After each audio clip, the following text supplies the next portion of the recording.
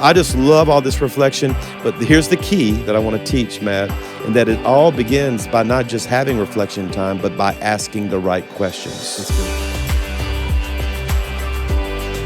Hey, everybody, and welcome to the GrowLeader Podcast, where we grow leaders that grow churches by helping them reach their full potential. My name is Matt. So glad you're with us, sitting right beside my pastor, Pastor Chris Hodges. How are you? I'm fat and chatty. It's post-Thanksgiving. Before we even started the podcast, I think our whole conversation was about food and what foods we like, and so that's very dangerous. We're very opinionated about desserts. When I throw this out there, Pastor Chris does not like any kind of cooked fruit. No, I have two food rules. Cook my vegetables, don't cook my fruit. So it's simple. I mean, it's not hard. I threw an apple pie, thinking like, hey, no, man, I like apples. I like pie. Don't cook my vegetables. Don't cook my fruit. I get it. It's very simple. I get it. Cobbler is gross. Leave your comments below. And raw broccoli. What? What are we doing? This is what you came here to this podcast for today. No, seriously, it's hard to believe we're already moving towards the end of a year, and what a year! It's been a crazy. It's been an year. amazing year. What do you love most about December? Is kind of this time of year that we're moving into. Oh man, everything about it. It's honestly, I'm the most exhausted. I have to be very honest with you, because we work so hard on our Thanksgiving outreaches, Christmas outreaches. We work very hard on communicating to the people of our church about our vision. So I write a letter every year to talk about our legacy offering, the offering where we. The only over and above offering that we have all year long, where we accelerate our vision and we give to places that are just opportunities that are not currently in the budget. And so I'm very excited about that. That's coming up this coming Sunday. I can't wait. Truly believe the people at Highlands are once again going to surprise us by their generosity, so that we can in turn be generous to our communities on their behalf. I love the Christmas services. I very much love, because I'm a musician. Some people may not know this, but before I was a senior pastor, I was on staff at a church doing students. Of course, every new pastor does students, I think, when they first get on a team. But I was classically trained, so I brought the very first Christmas Eve service to my home church in Louisiana when I came to Birmingham. It'd be 24 years now. Coming up soon. I built this Christmas Eve experience that has now grown to 145 services that we do over the 19th through the 24th at all of our campuses, and I love it. I just love everything about this very spiritual. We don't do secular music in ours, so there's no really Winter Wonderland, Santa stuff. We just really focus on the spiritual, beautiful spiritual music, congregational worship, these videos that inspire, these special performance moments, and then of course that candle lighting moment. And Matt, it's become, over the 24 years, it is by far, probably more than 50%, by far the number one way people find our church is through our Christmas services. If you ask people what was your first experience, they would say it was Christmas at Highlands. And so I love it. We'll see a lot of people show up, and we'll present the gospel. Loads of people will give their life to Jesus. Always give people a chance to make a decision to follow Jesus. And I just absolutely adore it. And nothing exhausts me more than these things, because I go to every service. I just love it. I shake hands before and after. And so what do I love? I love that, honestly, that for 41 years now, I've approached the holidays. And don't think too much of me when I say this, okay? So it's going to sound a little bit prideful, and I'm not meaning it that way. But I've never, since I've been in ministry, I've never approached the holidays thinking about, I get to play cards with my family. We do.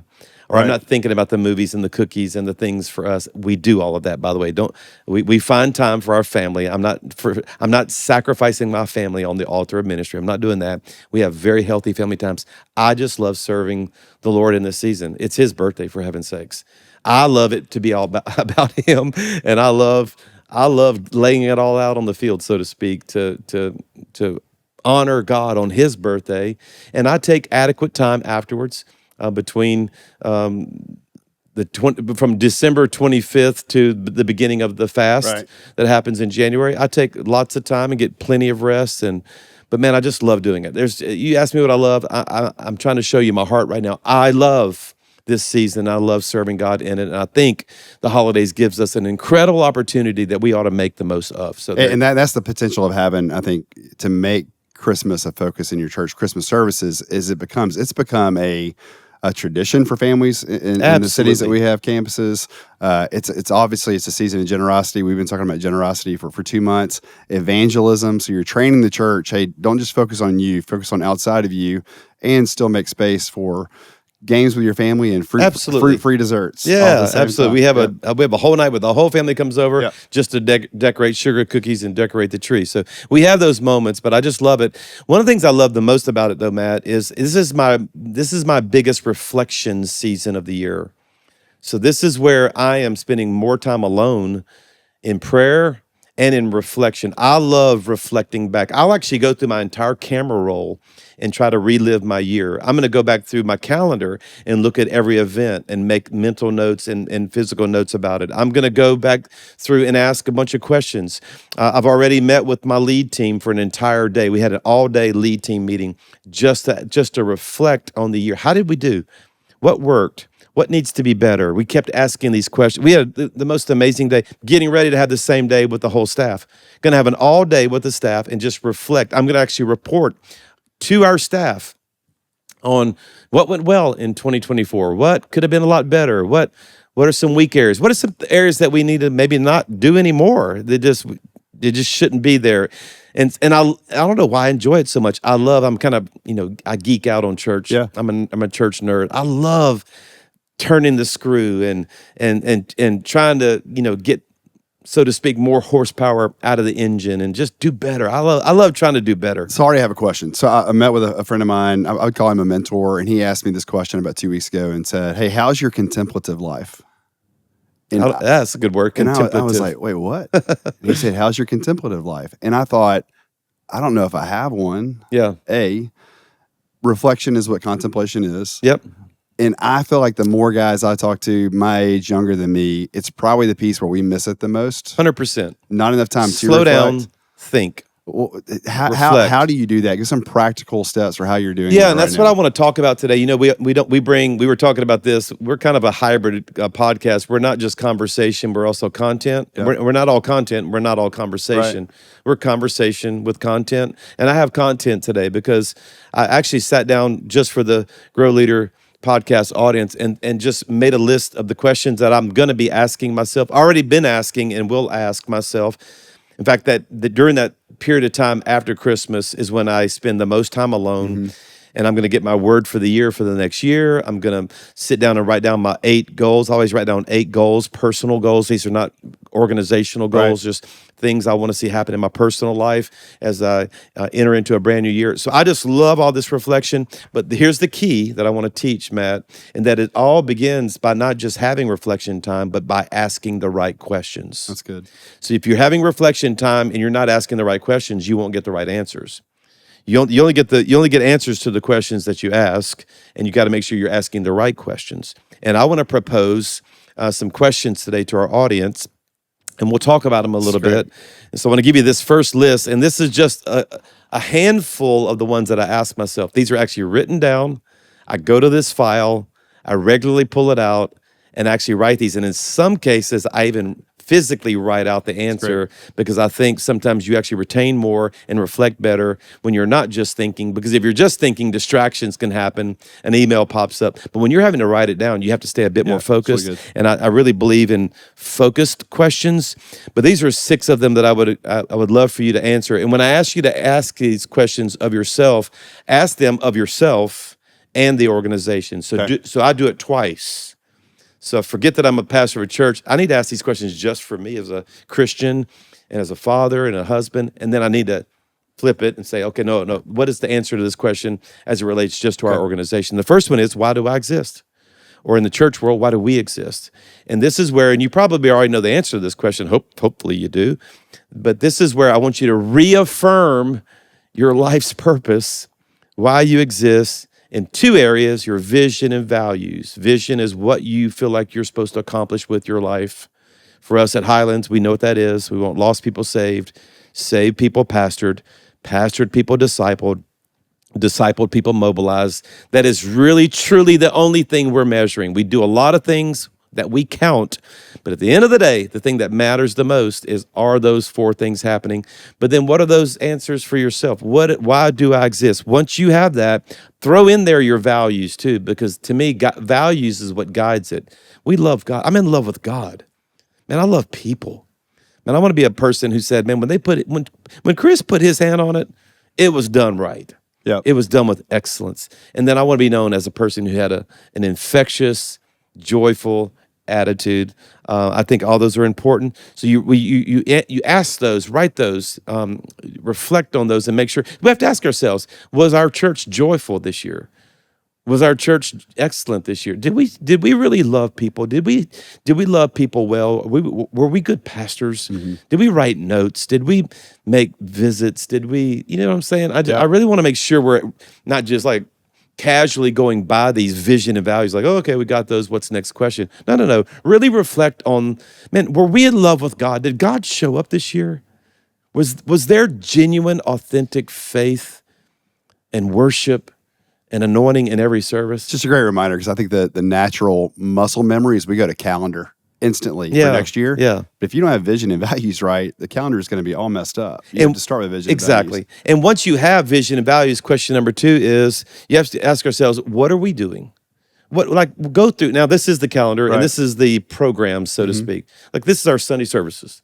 This is small groups. This is, for us, is Grow Track, Dream Team. For me, it's how I live my weekly life. It's like, what am I doing to pull off my vision? You know, I look at my personal schedule. I actually rewrite my own personal daily schedule at this time of year, every year. Because I'm always, especially trying to move around my time for physical activity and exercise. Yeah.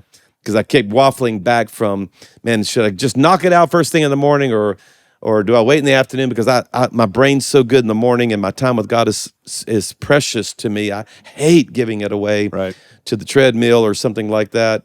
But then when I try to get to the afternoon, I don't feel like doing it anymore. So I'm always evaluating that. But you have to ask yourself, what are we doing? And the third question is it working? How are we doing? And this is where, pastors, leaders, I'm encouraging you to know your numbers. Because we don't worship numbers. I know some people are so anti-numbers. I don't get it personally, because numbers are indicators of health. If you passed out right now, paramedics come in this room. Right. We hook you up to all kind of things, and it's going to produce numbers: the heart rate, temperature, blood pressure, all these things. And we don't worship the blood pressure cuff. We're trying to find out how you're doing. We want you alive, but you have to get numbers to know that, because you can't, listen to me, you can't eyeball some of this stuff. That's great. Some things you can say, oh, that's going great. Oh, is it really?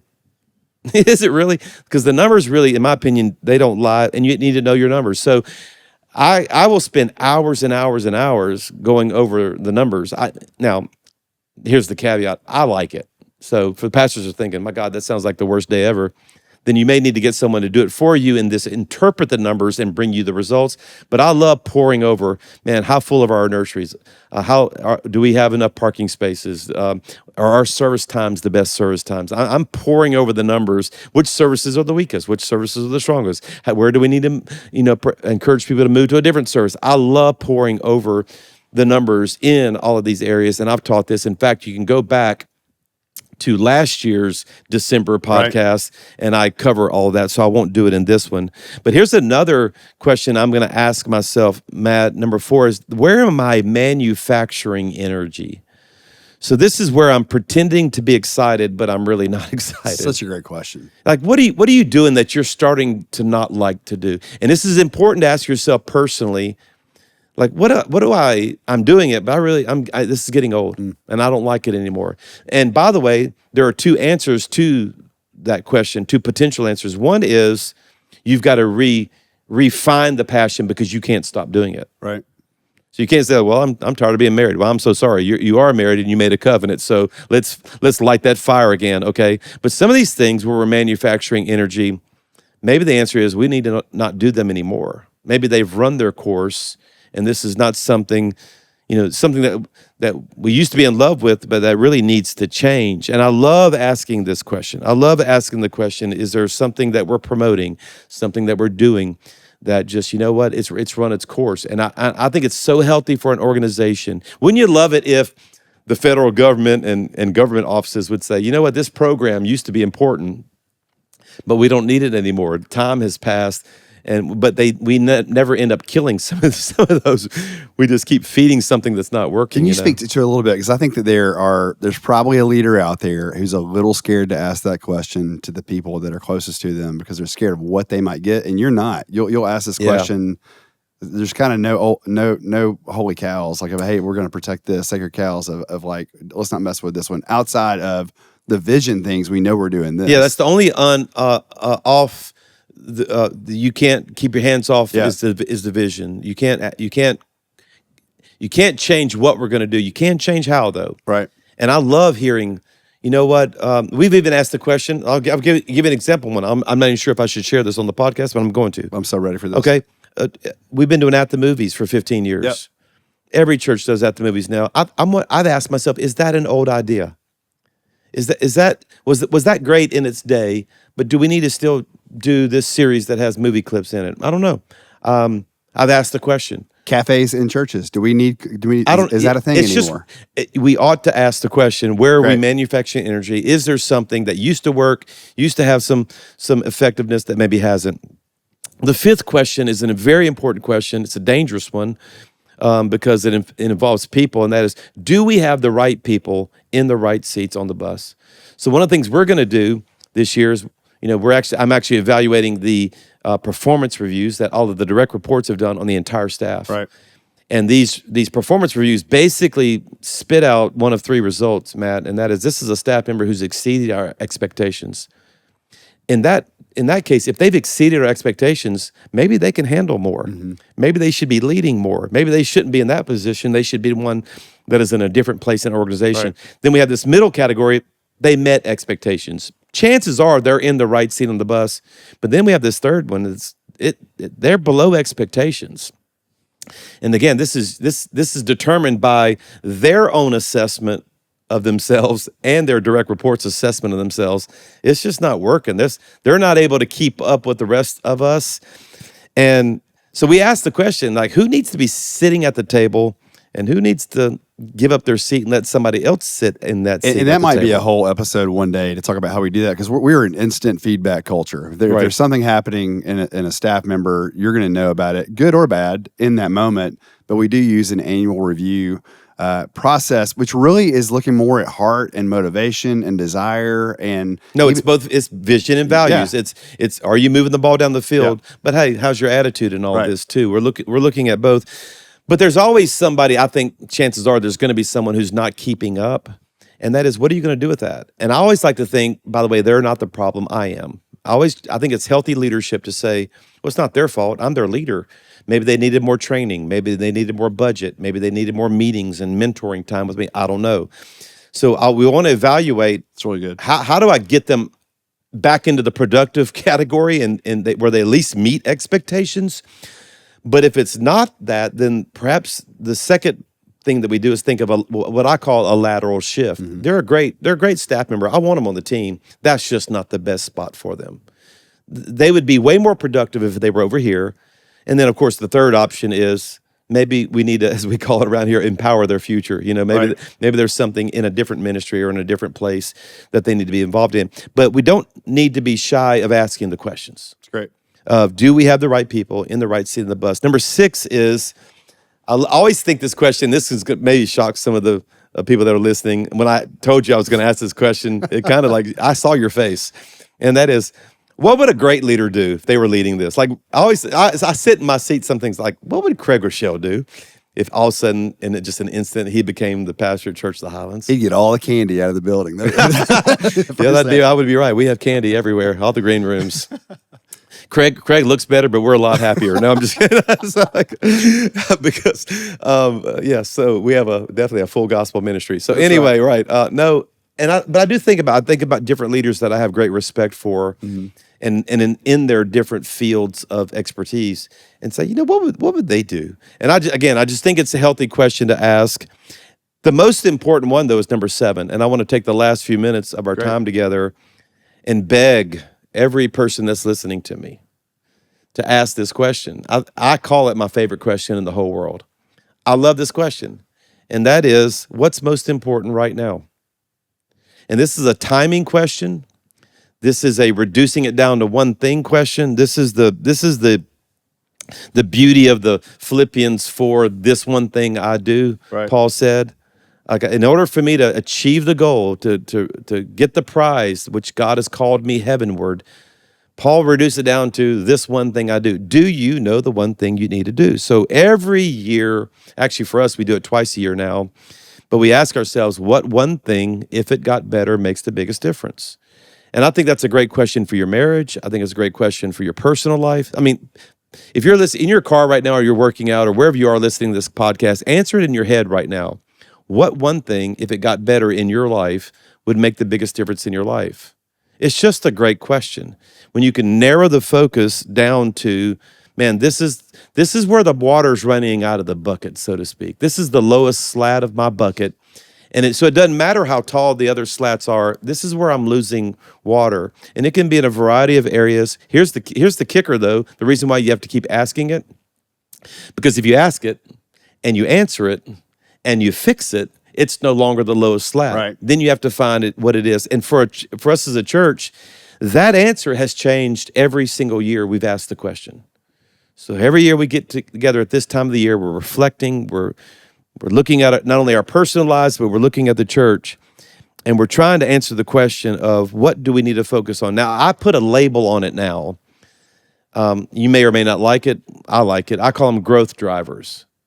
So these are the initiatives that we're going to step into 2025 with that are basically the answer to this question, that we've evaluated our whole church, and we can't really do everything. We can't focus intensely on everything. We have to do everything. We still have to have a ministry that keeps everything running, children's ministry, nurseries and parking lots and volunteers and preaching and worship. You know the list. But I also believe that there are some things that just need intense focus. Right.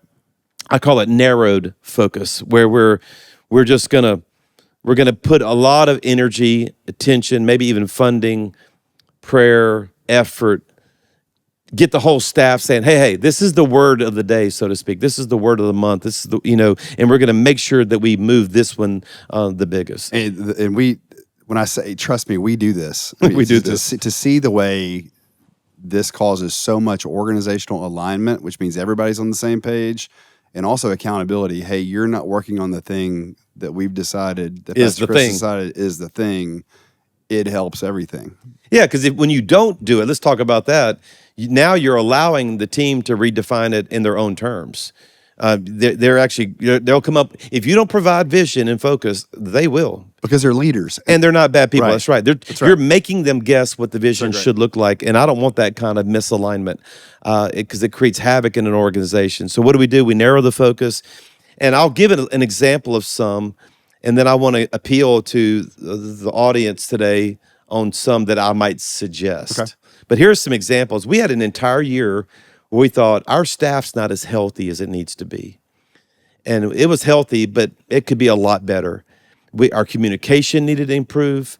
Our ministry to our own staff. We were expecting so much of them without not getting into their marriages and their family life and their training and their personal development, allowing them to go to churches, their conferences or seminars where they can become better in their craft. And we spent an entire year. It was several years ago. It was coming right out of COVID. We said, man, this is the lowest slat of the bucket, healthy staff. Here's another one. This one was our lowest slat 2 years ago, and that was membership engagement. Mm-hmm. That we had lost connection when everybody started going online or just, they were still part of your church, but kind of more of in a disconnected way. And that's when we got connected with Studio C and started working on our app, spent a bunch of money, hired a bunch of staff. And even to this day, we're still like pushing people to this. But it's true, Matt. Our membership engagement has gone through the roof. Amazing. It's amazing. People feel more connected, more informed, and the information they're getting is personal to them. So they're not hearing information that's not relevant to them because of this unique app experience. Now everybody's only getting the information that they need. We had one of our focuses was that we felt like, man, we're such an organized, on time, systematic, well-produced, excellent church that it needed a whole lot more feels, relationship, hallways, food, fellowship. What can we do? What can we do to bring the community aspect? This is a great one. For some of you, you're listening to me, your church would grow if you just spent a year focusing on the relational environment. Well, now every single Sunday that comes up to this day, we're talking about how do we make this feel like a home for somebody? And you would tell campus pastors, hey, instead of just hitting Highlands News and Growth Track and this, man, it'd be a lot better if you picked out somebody you love in your campus and sang happy birthday to. And we started telling stories. Yeah. So when I say answer these questions, don't say, oh yeah, we're going to get better in this. No, I'm saying now create some initiatives like the 2-minute mingle at First Wednesday. That was one of the things that came out of, you know what? Why don't we actually, between worship and the word, why don't we put a 2-minute clock on and then just have people go visit people, not turn to your neighbor and sit down, 2 minutes, the 2-minute, and it created this relational environment. We tried so many things like that just to, we found out we weren't telling enough stories. We were so factual about everything that we weren't telling the heartwarming story. We were too quick to tell the number of prisons we were in instead of telling the story of a prisoner, someone who was actually. And so we got better at all that. You create these initiatives. Focus on student and children's ministry has been on our lowest slide of the bucket that we were trying to make taller for the last 2 years. And I'm very passionate about it because we got a long way to go, Matt. But we're very good at this now. I feel like that is such I feel like that's going to be on your growth driver list. It may be. Just it's still a passion. Yeah. It's something we're talking about. And all the areas of church life are important. I'm not trying to make one better than another. I'm just saying which one, if we improved it, improves the whole the most. And I'm convinced that's one of them. Listen to me, pastors. There's two of them also that you cannot take your hand off of. That if you ever just let it just be one of many ministries and functions, it will ultimately begin to wane, and that slat gets lower and lower, and the water is running out in 2 areas, and that's small groups, dream team. Don't just because you have them, don't think they're going to be maintained. Right. This is something, well, you know it to be true. We put so much effort every semester into building small group leaders and starting small groups. This doesn't happen automatically, and in my opinion, they come on Sundays for one reason, but they stay for a different. They come because of the preaching and the worship and the life of a local church and maybe how God's spoken to them. But that's not why they stay. Right. They stay when they're needed and when they're known. And needed, they need to be on a team serving. That's why they stay. And when they're known, when they're in relationship with somebody in an accountable way. And for some of you that are listening to me, this is what needs to be your focus in 2025. Right. You have small groups. But if you're honest, it's the lowest slat of the bucket. It's not as healthy as it should be. Maybe even the dream team and involving your church in those areas. By the way, Matt, I'm announcing here on the podcast today that next year, instead of doing Grow Regionals, we're doing Grow One Days. Here in Birmingham, just an entire Grow conference on one topic. It's massive. So we'll not change the subject the whole day. We're doing our first one on just the Sunday experience. We're going to talk about sermon prep. We're going to talk about service flow. We're going to talk about worship, what it means, how to do it, how to create excellence. We're going to talk about sound, lights, every part production, every part of Sunday experience. And I can't hardly wait. I'm telling you, it's going to be one of the best things we ever did. And then we're doing a second one on student and children's ministry. An entire Grow conference on just that one topic of how can we engage our children better, train them better, and how can we have world-class student ministry that students actually are attracted to. I'm convinced you get those 2 things right. I'm convinced for a lot of churches, if I may say it, is the lowest slats of the bucket. Right. Because let me just leave it at that. I think it's very, very important. Well, you've even said, I've heard you tell people this, hey, you can preach just okay, but if you're killing it in kids ministry and student ministry, you'll grow your church. Absolutely. If your teaching is amazing, oh my goodness, and your kids and students, they get in the car saying, I don't ever want to come back. You can't preach good enough, right? And so, and what we want to do is we want to get both right. Mm-hmm. And then we're going to do some others. I want to do an entire one day just on the topic of small groups because it's become, now that we've been doing Grow for a number of years, we've realized, Matt, that of all the systems that we deliver to churches and help them with, this is the one area that they're having the most difficulty figuring it out.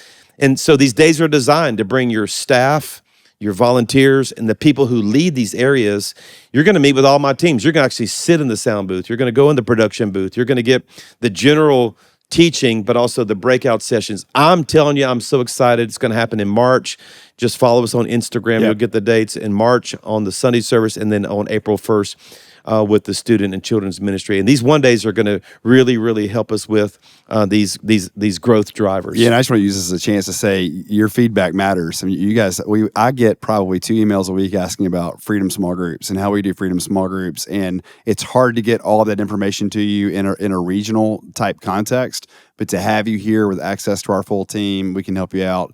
Well, even in the 3-day conference, I always think, my goodness, there was so much more I wanted to say to them. If I was really going to help them, they needed more than we were able to give them. And let me just close, because I know we're close to running out of time. The last growth driver that you cannot forget, and honestly, it needs to stay on the list every year, is just the presence of God. That's great. And honestly, Matt, you can't take your foot off that accelerator. You cannot say, and we're going to keep getting better at what we do, but no. We need God. God needs to show up. We need the anointing and the presence of Almighty God. And my friends that are listening to me, we're coming into this prayer and fasting season very, very soon for our church. It's January 5th to the 25th. I'm personally inviting every single one of you guys to join us. Maybe you could, if you're able to pull this all off on your own, just lead your church into vibrant prayer and fasting. If you want to join us, about 1,000 churches actually stream our prayer services every day.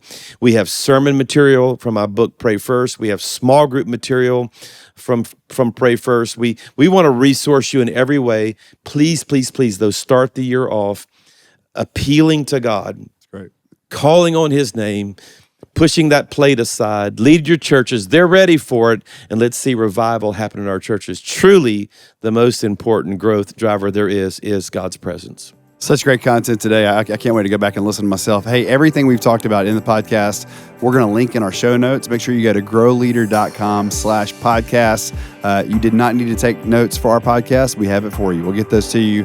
We hope you have the best ever Christmas season. It's a great time of year.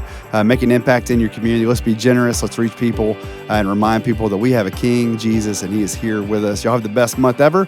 We'll see you next time on the Grow Leader Podcast. Hey everyone, thank you so much for listening to this episode, and also a big thank you to all of our partners that help make the Grow Leader Podcast happen. For over 80 years, Wesleyan Investment Foundation has helped churches with their borrowing and investing needs.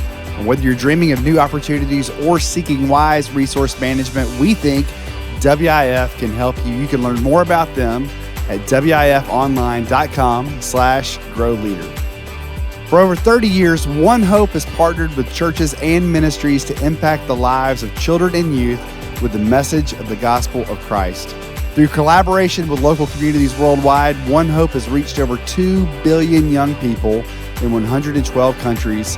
Discover how you could partner with them at onehope.net. If you're looking for ways to know your people better and also grow your church at the same time, you need to know about Studio C. Studio C combines strategy, technology, and communications to maximize church member engagement. You can bridge the engagement gap and transform your church's impact with Studio C, and you can learn more about them at thestudioc.org/growleader.